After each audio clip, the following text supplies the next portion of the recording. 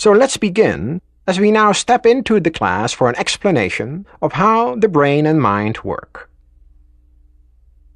As you can see on the chart, there are 4 levels here: beta level, alpha, theta, and delta.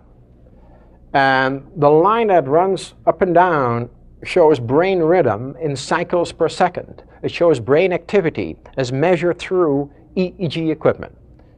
EEG is an electroencephalograph that measures brain activity very similarly to what an EKG does for the heart. You're familiar with EKG measuring heart activity.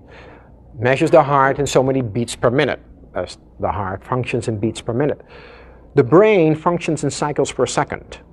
So your brain vibrates in so many cycles per second. The way we are now, with eyes open, wide awake, focused, the brain is probably right around 21 cycles per second as measured on EEG equipment.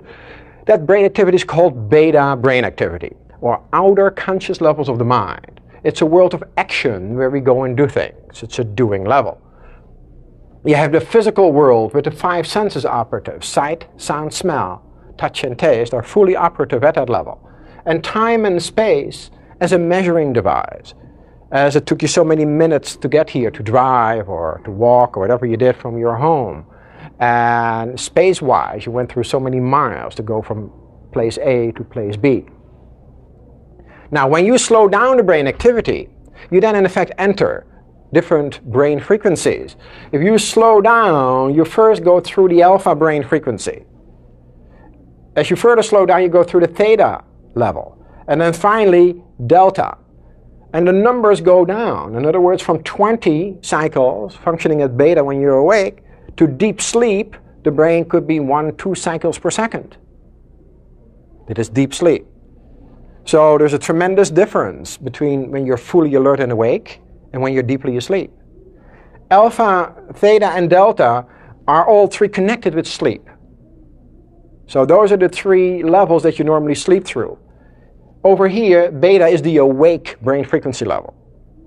While we have outer conscious levels of beta here, we have inner conscious levels at alpha and theta. Now, some people will say, why don't you call the inner conscious level subconscious levels?